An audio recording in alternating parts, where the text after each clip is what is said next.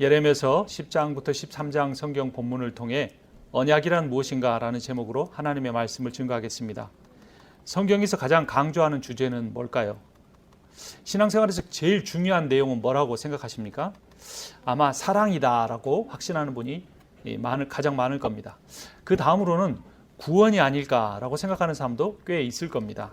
사랑과 구원이 이 복음의 핵심 주제인 것이 맞습니다.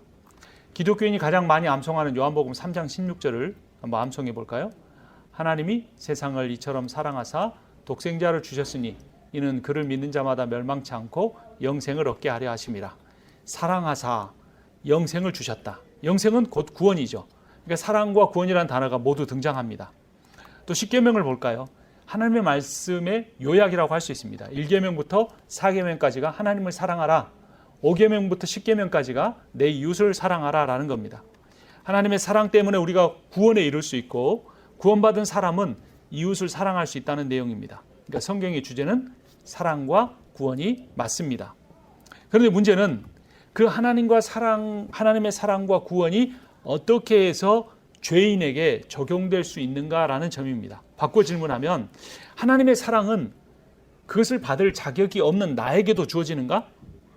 하나님의 구원은 나의 연약함과 부족함에도 불구하고 변경되지 않는가? 하나님의 구원을 어떻게 확신할 수 있는가? 우리의 삶의 현실은 괴로움이 많은데 하나님의 구원이 취소된 것은 아닌가? 등등의 여러 질문이 생깁니다. 이 질문들에 대한 답은 바로 하나님의 약속입니다. 하나님이 우리를 사랑하시는 이유는 우리가 뭐가 잘났기 때문이 아니라 어떤 조건을 갖추었기 때문이 아니라 하나님께서 우리를 사랑하겠다고, 하나님이 우리를 구원하시겠다고 약속하셨기 때문입니다. 하나님은 신실하시기 때문에 이 약속을 반드시 지키십니다. 민수기 23장 19절을 보면 하나님은 사람이 아니시다. 거짓말을 하지 아니하신다. 사람의 아들이 아니시니 변덕을 부리지도 아니하신다. 어찌 말씀하신 대로 하지 아니하시랴. 어찌 약속하신 것을 이루지 아니하시랴. 그러니까 하나님의 여러분을 향한 사랑은, 그 사랑의 약속은 절대로 취소되지 않습니다. 하나님이 여러분을 향하여 가지신 구원 계획은 반드시 이루어집니다. 왜냐하면 하나님께서 신실하시고 자신이 하신 말씀을 반드시 지키시기 때문입니다. 우리의 구원은 우리의 됨됨이나 우리의 변화나 우리의 반응에 달려있지 않습니다. 오직 하나님의 신실하심과 그분의 전능하심에 달려 있습니다. 신실하시고 전능하신 하나님께서 여러분을 구원하시겠다고 약속하셨습니다. 요한일서 2장 25절을 보면 이것은 그가 친히 우리에게 주신 약속인데 곧 영원한 생명입니다 라고 합니다. 예레미야서 1장 8절을 보면 너는 그들 때문에 두려워하지 말라. 너희는 그런 상황 때문에 두려워하지 말라. 내가 너와 함께하여 너를 구원하리라. 나 여호와의 말이니라 하시고. 그러니까 하나님의 약속이 하나님이 우리에게 베푸시는 사랑과 구원의 유일한 근거입니다. 그래서 성경에서 가장 중요한 주제가 약속입니다. 성경에서는 이 약속을 언약이라고 부르기도 합니다. 언약은 말로 한 약속이고 약속은 미리 정해놓은 어떤 일입니다.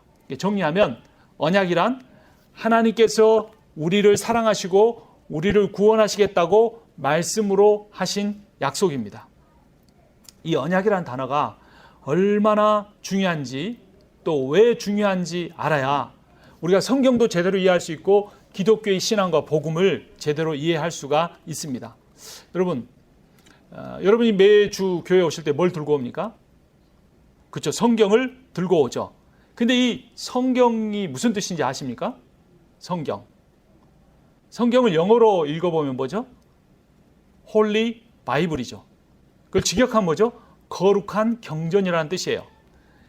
근데 하나님이 이 책을 성경이라고 부르시지 않았어요. 이 홀리 바이블이라는 것은 라틴어 비블리아 사크라라는 단어에서 왔어요. 그러니까 13세기에 중세시대 때 사람들이 이 책에 그렇게 이름을 붙인 것뿐이에요. 하나님은 우리가 매주 들고 다니는 이 책을 뭐라고 하시느냐? 따라서 합니다. 언약의 책이라고 합니다. 출애굽기 24장 7절에 보면 그리고 그가 언약의 책을 들고 백성에게 낭독하니 그들은 주님께서 명하신 모든 말씀을 받들어 지키겠다라고 말하였다. 이 언약의 책 중에서 옛 언약, Old Testament, 이 구약 성경이 되고 새 언약, New Testament이 신약 성경이 되었습니다. 그러니까 구약이란 하나님께서 옛날에 이스라엘 백성에게 하신 약속이에요. 신약이란 예수 그리스도께서 모든 민족에게 다시 새롭게 하신 약속입니다. 자, 먼저 하나님이 이스라엘 백성에게 하신 그 옛 언약이 무엇인지 한번 생각해 보죠. 옛 언약의 특징은 조건이 붙어 있는 겁니다. 뭐가 붙어 있어요? 조건. 어떤 조건이냐면 이스라엘 백성이 하나님의 말씀에 잘 순종하겠다는 조건입니다. 그러니까 순종하면 하나님께서 그들을 인도해 주시고 보호해 주시고 먹이시고 입히시고 채워주시고 승리하게 해주신다. 반대로 순종하지 않으면 이스라엘이 복을 받기는커녕 저주를 받고 하나님의 심판과 멸망을 당한다는 겁니다. 이것이 옛 언약입니다. 그래서 이거를 아주 이스라엘 백성의 머리에서 떠나지 않게 하기 위해서 하나님이 출애굽기 24장에서 언약식을 맺었어요. 언약식을 할 때 짐승을 잡습니다. 짐승을 두 동강을 냅니다. 피를 양푼에 받아서 절반은 하나님을 상징하는 제단에 확 뿌립니다. 나머지 절반은 이스라엘 백성을 향하여 쫙 뿌립니다. 하늘이 붉은 빛이 가득하고 피 비린내가 진동합니다. 그러면서 이렇게 외칩니다. 이것은 언약의 피입니다. 여러분, 피가 뭘 상징합니까? 생명이죠. 죽은 짐승의 피를 뿌리는 행위는 누구든지 언약을 어긴다면 하나님이든 인간이든 반드시 이 짐승처럼 죽게 될 것이다라는 섬뜩한 경고입니다. 그러니까 구약, 옛 언약은 무서운 내용을 담고 있습니다. 하나님 말씀에 순종하면 복과 구원을 받지만 불순종하면 심판과 멸망을 당하게 될 것이다. 그리고 이런 심판이 이스라엘 백성에게 실제로 내려졌습니다. 그 이야기가 예레미야서에 나옵니다. 예레미야서 22장을 보면 그런 내용이 자세히 설명이 되어 있습니다. 예레미야서 22장 8절을 제가 읽고 9절을 같이 읽습니다. 그러면 많은 민족이 이 도성을 지나갈 때에 서로 묻기를 주님께서 무엇 때문에 이 큰 도성을 이렇게 폐허로 만들어 놓으셨는가 하면 그들이 또한 서로 대답하기를 그들이 주 그들의 하나님 맺은 언약을 깨뜨리고 다른 신들을 경배하면서 섬겼기 때문이다 할 것이다. 하나님과 인간이 약속을 했습니다. 하나님 인간을 보호하고 복을 주시기로 약속하셨고 인간은 하나님만 섬기고 하나님께 순종하기로 약속했습니다. 그런데 이스라엘이 하나님을 버리고 우상을 섬겼습니다. 하나님보다 더 사랑하는 그 우상들이 마음속에 인생에 가득 채워진 겁니다. 이스라엘 백성이 그 언약을 어겼기 때문에 어떻게 돼야 합니까? 그들이 죽어야 합니다. 예레미야서 11장 8절부터 11절까지 교도를 읽겠습니다. 오늘 본문입니다. 11장 8절부터 11절까지. 그러나 그들은 듣지도 않고 귀를 기울이지도 않았다. 오히려 그들은 자기들의 악한 마음에서 나오는 고집대로 살았다. 그래서 나는 지키라고 명한 이 모든 언약의 말씀대로 그들에게 벌을 내린 것이다. 그런데도 그들은 지키지 않았다. 주께서 또 나에게 말씀하셨다. 유다 사람과 예루살렘 주민이 나를 대적하여 음모를 꾸미고 있다. 그들도 자기들의 옛 조상이 저지른 죄악으로 되돌아가고 말았다.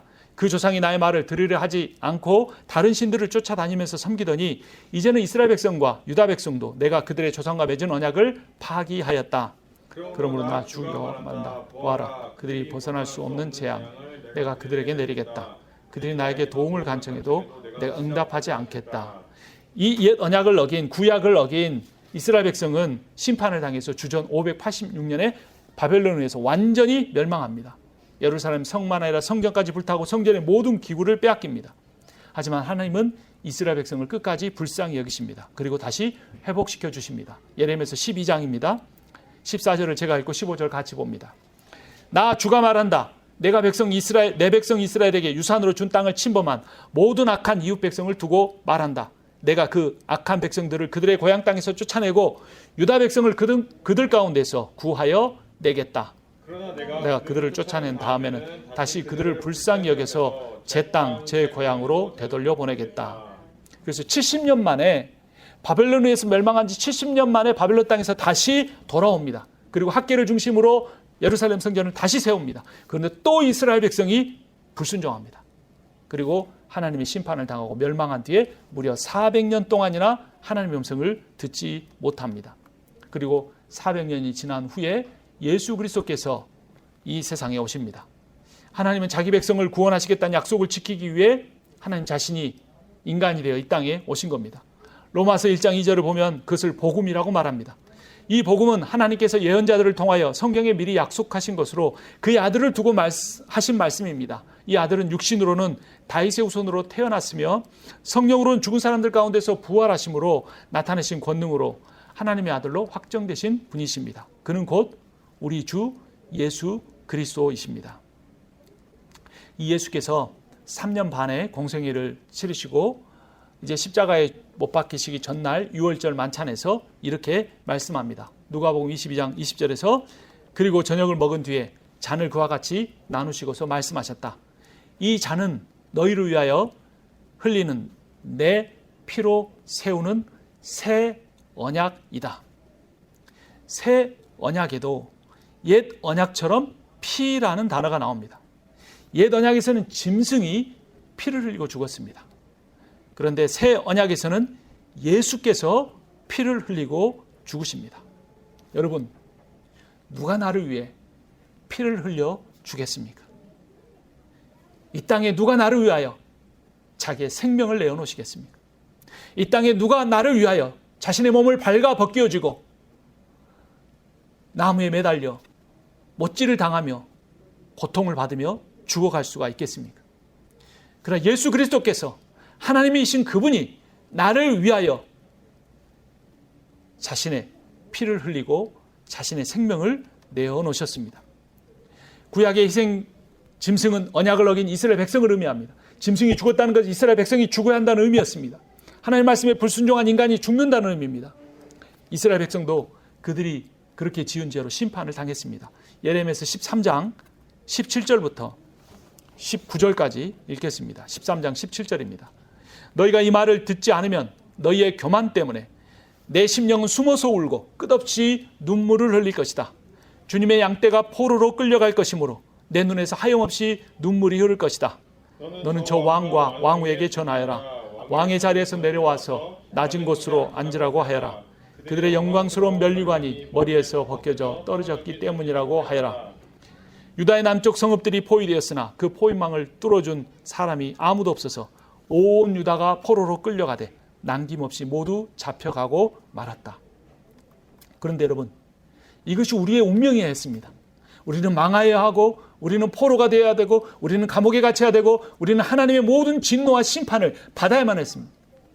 하지만 신약 새 언약의 시대에는 하나님이신 예수 그리스도께서 나를 위하여 대신 고통당하시고 죽으셨습니다. 하나님이 언약을 어기지 않고 우리가 언약을 어겼습니다. 옛 언약이었다면 인간인 우리가 죽어야 하나 새 언약이므로 언약을 어기지 아니하신 하나님이 언약을 어긴 우리를 대신하여 죽으셨습니다. 구약 옛 언약은 언약을 어긴 인간이 죽는 언약이지만 신약 새 언약은 언약을 어긴 인간을 살리기 위해서 언약을 어기지 않는 하나님이 죽으신 언약입니다. 이것이 은혜입니다. 이것이 복음입니다. 이것이 사랑입니다. 이 복음과 이 은혜와 이 사랑을 끝까지 붙드는 것이 믿음입니다. 여러분 자신을 보지 않고 우리 자신을 보지 않고 우리 교회의 현실을 보지 않고 우리를 한 교회로 부르신 살아계신 하나님 복음이신 예수 그리스도를 바라보는 것이 믿음입니다. 우리는 옛 언약 백성이 아니고 새 언약 백성입니다. 옛 언약 백성이었다면 당장이라도 희생제물처럼 피를 흘리고 죽어야 합니다. 그러나 우리는 새 언약 백성이므로 우리를 위해 피를 흘리시고 죽으신 예수 그리스도의 은혜와 공로로 인해 우리는 우리의 죄 때문에 죽임과 심판을 절대로 영원히 당하지 않습니다. 하나님께서 모든 인류에게, 모든 교회에게, 모든 사람에게 공통적으로 주신 언약도 있습니다. 이걸 복음이라고 합니다. 그런데 하나님께 또 하나 여러분 개인에게 개별적으로 다르게 주신 약속도 있습니다. 그 약속을 여러분 기도를 통해 한번 발견해 보시고 그 약속을 붙들고 한번 기도해 보십시오. 창세기 21장 2절을 보면 사라가 임신하였으므로 하나님이 아브라함에게 약속하신 바로 그때가 되니 사라와 늙은 아브라함 사이에서 아들이 태어났다. 아브라함에게 아들을 주겠다는 그 약속이 아브라함이 100세나 되었을 때, 사라가 90세가 됐을 때 아브라함에게 아들 낳을 능력이 없어지고 사라의 경수가 끊어진 그때의 그 약속이 바로 이루어졌습니다. 믿는 사람은 사라와 아브라함처럼 하나님으로부터 개인적인 약속을 받습니다. 여러분은 하나님으로부터 어떤 약속을 받았습니까? 저의 경우에 소명과 관련해서 하나님의 약속을 받았습니다. 저는 어렸을 때부터 하나님의 사역자로 살고 싶었습니다. 근데 두려움 때문에, 사역자의 길을 걷는다는 두려움 때문에 그 소명을 마음 깊은 속에 감춰두고 살았습니다. 어느 날 철야 기도 때 하나님께서 말씀하셨습니다. 십자가는 내가 너를 위해 죽을 만큼 사랑한다는 의미만이 아니다. 제가 하나님께 물었습니다. 그럼 어떤 의미가 더 있나요? 하나님께서 대답해 주셨습니다. 십자가는 네가 고난받을 때 내가 너와 함께 한다는 의미다. 네가 가장 인생에서 힘든 길을 걸어갈 때 내가 너와 함께 고난을 받으며 내가 너를 도와줄 것이라는 의미다. 목회의 길은 힘든 길입니다. 성도로서 산다는 것도 더 힘든 일일 수 있습니다. 하지만 하나님께서 함께 하신다면 두려울 것이 없는 것이 우리의 인생입니다. 그날 밤 하나님은 제 목회의 여정에 고난이 없을 거라고 약속하지 않으셨습니다. 고난이 있지만 그 고난에 하나님이 함께 해주시겠다고 약속하셨습니다. 그리고 지난 28년 동안 하나님은 그 언약을, 그 약속을 지키셨습니다. 하나님은 그 언약을 계속 지키셨지만, 저와 함께 하셨지만 저는 저의 약속을 신실하게 지키지 못했습니다. 하지만 새 언약, 신약에 약속된 것처럼 하나님은 저의 허물과 잘못과 부족함과 불경건함과 무능함을 항상 예수 그리스도의 은혜와 사랑과 능력과 지혜로 채워주셨습니다. 그렇습니다. 여러분, 새 언약의 핵심은 십자가입니다. 십자가는 하나님께서 우리의 죄를 위해, 우리의 연약함을 위해 죽으셨다는 의미입니다. 그런데 십자가의 또 다른 의미는 우리 인생의 개인적인 고난과 아픔과 나만이 갖고 있는 시련과 약점과 연약함을 하나님께서 긍휼히 여기시고 함께 해주시고 그것을 도와주시겠다는 의미인 겁니다. 요즘 세상살이가 점점 더 힘들어집니다. 경제적으로는 10년, 20년보다 훨씬 더 풍요로워졌는데 정신적으로는 더 힘들어집니다. 풍족하게 누리기 위해서 더 많이 일해야 합니다. 더 많이 고민하고 더 많은 스트레스를 받아야 합니다. 그래서 어떤 사람은 더 잘 살게 되었지만 다른 어떤 사람이 자기보다 훨씬 더 잘 사는 모습을 보면서 내가 이전보다 훨씬 더 잘 살지만 상대적인 박탈감과 빈곤감을 느끼며 살아갑니다. 그리고 그나마 현재의 삶을 유지하기 위해서 얼마나 많은 노력을 계속해야 되는지 삶의 여유가 점점 더 없어져 갑니다. 젊은이들은 꿈을 잃고 결혼을 하지 않고 있습니다. 늦게 결혼을 하거나 또 결혼한 뒤에 쉽게 이혼을 합니다. 이혼을 하지 않는 사람은 아이를 잘 낳지 않습니다. 한국의 한 가정당 평균 출산율이 0.7명에 불과합니다. 선진국에서 출산율이 제일 낮은 유럽이나 일본에 비해서 절반밖에 되지 않습니다. 한국은 유럽의 기독교인보다, 일본의 기독교인보다 10배가 넘는데 출산율은 절반밖에 되지 않습니다. 한국의 기독교인만이라도 생육하고 번성하여 땅에 충만하라는 하나님의 말씀에 순종한다면 한국의 출산율이 이렇게 낮아지지는 않을 겁니다. 왜 기독교인 인구가 몇백 배나 더 많은 한국의 젊은이들이 하나님을 없다고 부인하는 일본 사람이나 성당이 비어가는 유럽보다 더 아이를 낳지 않으려고 할까요? 단순히 표면적으로만 보면 아이를 낳고 기르는데 돈이 많이 들기 때문이기도 하지만 더 본질적으로 보면 힘들게 낳고 길러낸 자녀가 자기처럼 힘든 삶을 살아야 할 것이라고 걱정하기 때문일 수 있습니다. 믿음이 없다는 겁니다. 경제적으로 가난한 사람은 늘 꿈을 꿉니다. 돈이 지금보다 조금만 더 많아지면 행복해질 거야. 열심히 일해야지. 육체적으로 몸이 아픈 사람은 건강해지면 하나님을 잘 믿을 수 있을 거라 아쉬워합니다. 열심히 운동을 합니다. 먹는 것도 신경을 써봅니다. 사회적으로 관계가 어려운 사람은 친구가 많아지면 인생이 즐거워질 거라고 생각합니다. 그래서 여기저기 모임에 쫓아다니고 누군가에게 잘 보이려고 애를 써봅니다. 그런데 여러분, 내 삶에 문제가 있다면 그 문제의 근원은 밖에 있는 것이 아니라 안에 있습니다. 내 마음에 있습니다. 외부 환경이 바뀌어야 하는 것이 아니라 내 마음의 변화가 일어나야 합니다. 자신이 마음의 주인인 사람은 삶이 늘 힘들 수밖에 없습니다. 여러분, 신앙이란 마음의 주인을 바꾸는 겁니다. 믿음이란 하나님의 신실하신 사랑과 구원을 믿는 겁니다. 그분이 나에게 주신 그 약속을 믿는 겁니다. 여러분, 이 사실을 믿으십니까? 하나님은 신실하십니다. 하나님은 사랑이십니다. 하나님은 전능하십니다. 하나님이 이런 약속을 우리에게 해주십니다. 예레미야서 15장을 보겠습니다. 15장 20절 말씀 함께 읽겠습니다. 15장 20절입니다. 내가 너를 튼튼한 노쇠 성벽으로 만들어서 이 백성과 맞서게 하겠다. 그들이 너에게 맞서서 덤벼들겠지만 너를 이기지는 못할 것이다. 내가 반드시 너와 함께 있어서 너를 도와주고 너를 구원하여 주겠다. 나 주의 말이니라. 예레미야서 30장도 보겠습니다. 30장 10절입니다. 30장 10절 말씀 같이 읽겠습니다. 나의 종 야곱아, 너는 두려워하지 말아라. 이스라엘아, 너는 무서워하지 말아라. 나 주의 말이다. 보아라, 내가 너를 먼 곳에서 구원하여 데려오고 포로로 잡혀있는 땅에서 너의 자손을 구원할 것이니 야곱이 고향으로 돌아와서 평안하고 안정되게 살 것이며 아무런 위협도 받지 않고 살 것이다. 아멘. 예레미야서는 수많은 심판의 이야기, 수많은 하나님의 진노의 이야기, 하나님의 수많은 말씀을 듣고도 회개하지 않는 나에 대한 철저한 하나님의 심판의 이야기로 가득 차 있지만 그 중간중간에 이러한 복음의 내용이 들어있습니다. 지금이라도 돌아오면, 지금이라도 회개하면, 지금이라도 네가 네 인생의 주인 되어 있는 그 주권을 내려놓고 나에게 돌아오면 그 마음의 바늘구멍이라는, 바늘구멍보다 더 작은 구멍이라도 돼서 하나님의 너의 그 어두운 마음으로 마음의 빛으로 들어오실 수 있게 허락해 드린다면 너는 구원받을 것이다 라고 주님이 약속해 주십니다. 이 하나님의 구원의 약속의 말씀이 나의 것이 되어야 합니다. 어떻게 해야 나의 것이 될 수 있습니까? 오직 필요한 것은 단 하나, 회개입니다. 회개란 인생의 방향을 하나님께로 향하는 것입니다. 회개란 우상이 아닌 하나님을 신뢰하는 겁니다. 회개란 세상이 아닌 하나님을 사랑하게 되는 것입니다. 하나님을 사랑하고 하나님을 신뢰하는, 하나님의 약속을 믿으며 살아가기로 작정하는 것이 바로 회개입니다.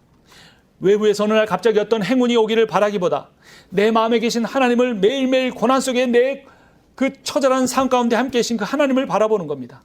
내 삶에 어떤 기적이 일어나기를 기대하기보다, 밖으로부터 어떤 행운이 나를 찾아오기를 바라기보다 자신의 마음을 조금이라도, 정말 티끌만큼이라도 하나님을 향해 바꿔가는 회개가 우리에게 필요합니다. 새 언약을 이루기 위해서 이 땅에 오시고 새 언약의 피를 흘려 우리의 모든 죄를 용서하시고 영원한 구원과 변함없는 사랑을 베풀어 주신 우리 주 예수 그리스도를 찬양하는 삶을 살아야 합니다. 한 블로그에서 제가 본 예화를 소개하고 오늘 말씀을 마치려고 합니다. 미국 개척기 때의 윌리엄 펜에 대한 이야기입니다. 펜실베니아라는 그 주 이름이 이 윌리엄 펜의 이름에서 나왔습니다. 그는 다른 백인들과 달리 인디언들을 존중해 줬고 그들에게 친절을 베풀었습니다. 어느 날 인디언들이 농담으로 그에게 이런 제안을 했습니다. 펜, 당신이 오늘 하루 마음껏 걸어 다닌 그 땅을 내가 당신에게 주겠네. 펜은 그들의 말을 듣고, 인디언들의 말을 듣고 해가 떠오르자마자 길을 떠나 걸었습니다. 해가 떨어지자 인디언들에게 돌아왔습니다. 여보게, 자네들 말대로 오늘 아침부터 걸어서 이제 돌아왔네. 약속대로 땅을 주게나. 인디언들은 깜짝 놀랐습니다. 농담으로 말한 것이었는데 펜이 자신들의 말을 듣고 실행해 준 것이 놀라웠습니다. 고맙기까지 했습니다. 인디언들은 그 약속대로 그가 걸어서 돌아온 모든 땅을 그에게 떼어줬습니다. 그 받은 조그만 땅으로 인하여 윌리엄 펜은 펜실베니아의 창설자가 되었고 그 필라델피아 시의 일부가, 그가 가진 땅이 필라델피아 시의 일부가 되었습니다. 여러분, 사람에게서 받은 약속도, 백인들이 무시하고 멸시했던 인디언들에게 받은 그 약속도, 그것을 믿고 지켰을 때 이런 놀라운 일이 일어났습니다. 우리는 하나님이 무에서유를 창조하신 창조자라고 믿습니다. 예수 그리스도 이 땅에 보내서 사단 마귀의 손에서, 지옥에서 우리를 구원해 줬다고 믿습니다. 그 위대한 창조주 하나님, 구원의 하나님 우리가 믿는다면, 그 약속을 정말 한 번이라도 굳게 신뢰한다면 우리 인생에 얼마나 놀라운 일이 일어나겠습니까? 우리 모두는 힘든 때를 살아가고 있습니다. 그러나 여러분, 두려워하지 마십시오. 염려하지 마십시오. 하나님이 함께 하십니다. 하나님은 우리 인생의 고난을 없애주시겠다고 약속하지 않으셨습니다. 하나님은 네 인생에 고난이 있지만 그 고난에 내가 너와 함께 하겠다고, 너를 끝까지 사랑하겠다고, 반드시 네 인생의 고난 가운데서 내가 너를 구원해내겠다고 약속해 주셨습니다. 사도 바울은 이런 약속을 믿고 고린도후서 1장 20절에서 이렇게 말했습니다. 하나님의 모든 약속은 그리스도 예수 안에서 예가 됩니다. 그러므로 그리스도로 말미암아 우리는 아멘 하면서 하나님께 영광을 돌리는 것입니다. 우리를 여러분과 함께 그리스도 안에서 튼튼히 서게 하시고 우리에게 사명을 맡기신 분은 하나님이십니다. 하나님께서 또한 우리를 자기의 것이라는 표로 인을 치시고 그 보증으로 우리의 마음에 성령을 주셨습니다. 우리 모두에게 주신 구원에게 약속이 있지만 우리 각자에게 하나님께서 개별적으로 주신 약속이 있습니다. 또한 우리 교회에도 주신 약속이 있습니다. 우리 교회가 시작했던 비전은 그것이었습니다. 이 땅에 많은 교회가 있지만 대부분의 한인교회가 1세가 중심이 된 교회인데 1.5세와 2세 중에서 그들이 영어도 편하지만 한국 문화로 한국어로 예배를 드리기 원하는 사람들이 있는데 그들을 위해서 우리가 교회를 세우자. 상처를 받고 떠난 사람들, 복음이 뭔지 한 번도 들어보지 못해서 교회에 대해서 부정적인 생각을 갖고 있지만 하나님을 찾고자 하는 그러한 찾는 이들을 우리들이 섬기기 위해서 이 교회를 세웠습니다. 이것은 하나님이 주신 약속입니다. 그러나 우리 교회가 3년을 지나가는 시점에서 우리의 모습은 처음 시작했을 때와 별로 달라진 것이 없습니다. 그러나 우리는 포기하지 않아야 합니다. 아브라함이 100세가 되고 사라가 90세가 되었을 때 그들이 하나님의 약속을 믿고 끝까지 갔을 때 하나님이 그 약속대로 그들에게 믿음의 아들 이삭을 주신 것처럼 윌리엄 펜이 인디언들의 말을 듣고 하루 종일 땅을 고단하게 피곤하게 땅을 돌아다니 그 땅을 받았던 것처럼 우리가 하나님의 약속을 믿고 나아갈 때 하나님이 반드시 우리를 통하여 구원할 영혼들을 우리에게 보내주실 것입니다. 또한 우리 교회는 다른 교회와 달리 선교주를 섬기는 것이 아니라 어린 아이들을 섬기기로 했습니다. 고아와 같은 아이들, 정말 가난한 나라에서 힘들게 살아간 아이들, 그런 하나님 믿고자 하는 그 아이들에게 우리가 재정적으로 후원하고 우리의 가족처럼 여기고 사랑하고 기도함으로써 그 한 아이가 그 지역의 지도자로 세워갈 수 있도록 우리가 그런 비전을 가지고 교회를 시작했고 2명의 아이들을 멕시코에서 돕고 있고 4명의 아이들을 캄보디아에서 돕고 있습니다. 하나님이 잃어버린 1.5세와 2세를 섬기는 교회, 그들과 함께 교회를 이루어가는 교회, 그리고 가난하고 힘든 나라의 어린 아이들을 돕는 그런 교회로 세워지라고, 그렇게 너희들이 나아갈 때 내가 너와 함께 하겠다고 하나님이 약속을 주셨습니다. 이 약속을 끝까지 믿고 바라보며 비록 힘든 삶이지만 그 가운데서 주님이 주시는 소망을 믿으며 살아가는 여러분과 제가 되기를 주님의 이름으로 축원합니다. 기도하겠습니다. 살아계신 하나님, 저희는 연약합니다. 부족합니다.